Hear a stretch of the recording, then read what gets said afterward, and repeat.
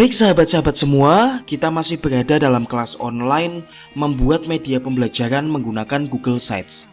Nah, pada video materi kali ini kita akan membahas sedikit bagaimana kita memanfaatkan template yang sudah ada untuk membuat media pembelajaran.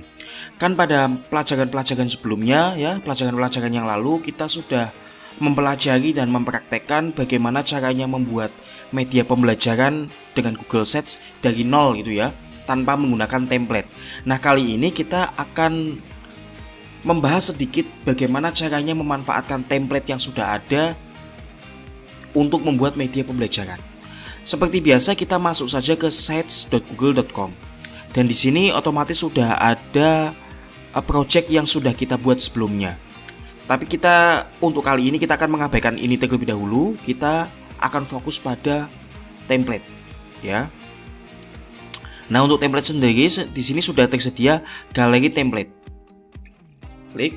Nah, di sini ada beberapa project yang siap pakai dan inilah template-template siap pakai seperti ini: project kelas, portofolio, acara, pusat bantuan, project, portofolio gitu ya. Coba kita akan buka salah satu, misalnya di sini project kelas. Kita klik. Kita tunggu sampai projectnya terbuka. Nah, di sini kita sudah disuguhkan dengan beranda ya, dengan template yang siap digunakan.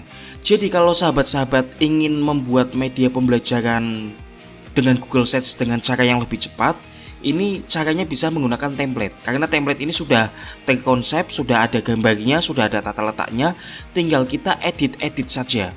Misalnya edit ini tulisan-tulisan ini, kemudian mengedit gambarnya, kemudian mengedit tulisan di header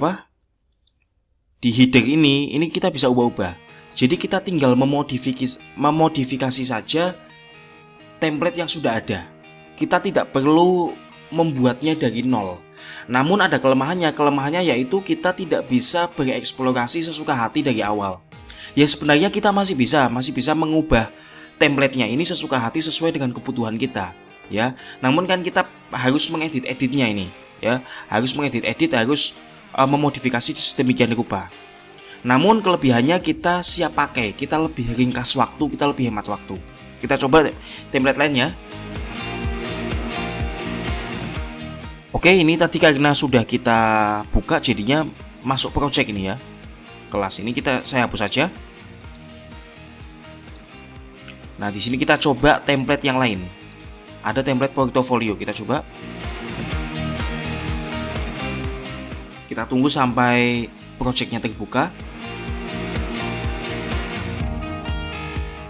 Ya, nah di sini sudah ada halaman yang siap pakai, ya. Ini terdiri dari beberapa halaman ini. Ada beranda, ada tentang, ada halaman project. Jadi teman-teman tugasnya cuma tinggal mengedit-edit saja kalau kita menggunakan template, gitu ya. Kita tidak memulainya dari nol. Kalau kita dari nol kan kita harus mengatur tata letak terlebih dahulu, gitu ya.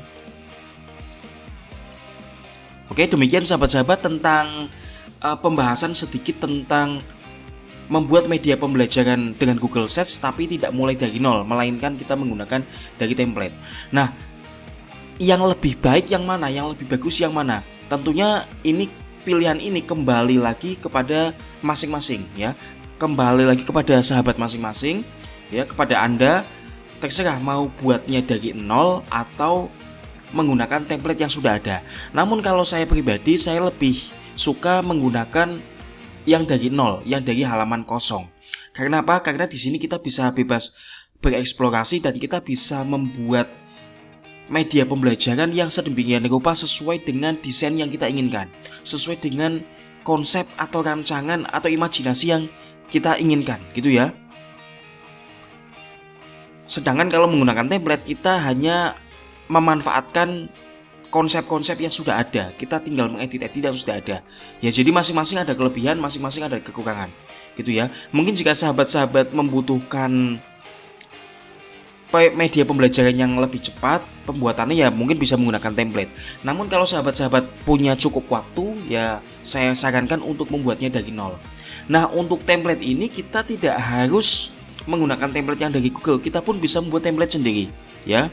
Ini kan tadi kita sudah memiliki project ya. Ini projectnya ini bisa diubah, bisa dibuka, kemudian nanti bisa diubah sendiri ya. Jadi kita bisa memanfaatkan project yang sudah ada gitu ya. Memanfaatkan project yang sudah ada untuk kita daur ulang, untuk kita modifikasi itu bisa. Tinggal gini aja, masuk sini ya, kemudian buat salinan, klik. Nah, ini jadi salinan dari latihan kelas dahsyat. Kita pilih ini seluruh situs ya, kemudian oke. Kita tunggu proses penyalinannya. Oke. Penyalinan dimulai, periksa email Anda untuk perkembangan terbaru. Coba kita periksa ini aja di sets.google.com. Nah, ini udah ada ini, salinan dari latihan kelas dahsyat.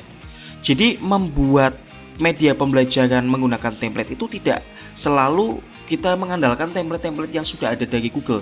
Kita bisa mengandalkan template-template yang kita buat sendiri, yaitu template-template yang tercipta, yang sudah kita rancang dari media pembelajaran yang sudah kita buat sebelumnya. Semoga bisa dipahami ya sahabat. Demikian sahabat, semoga kelas ini bermanfaat. Kami ucapkan terima kasih kepada sahabat-sahabat semua yang telah berpartisipasi mengikuti kelas online ini sampai selesai. Anda adalah orang yang luar biasa karena berkomitmen untuk belajar dan praktek ilmu baru yang pastinya bermanfaat untuk Anda. Sampai jumpa pada kesempatan lainnya. Saya Fekon Soshi mengucapkan salam bahagia.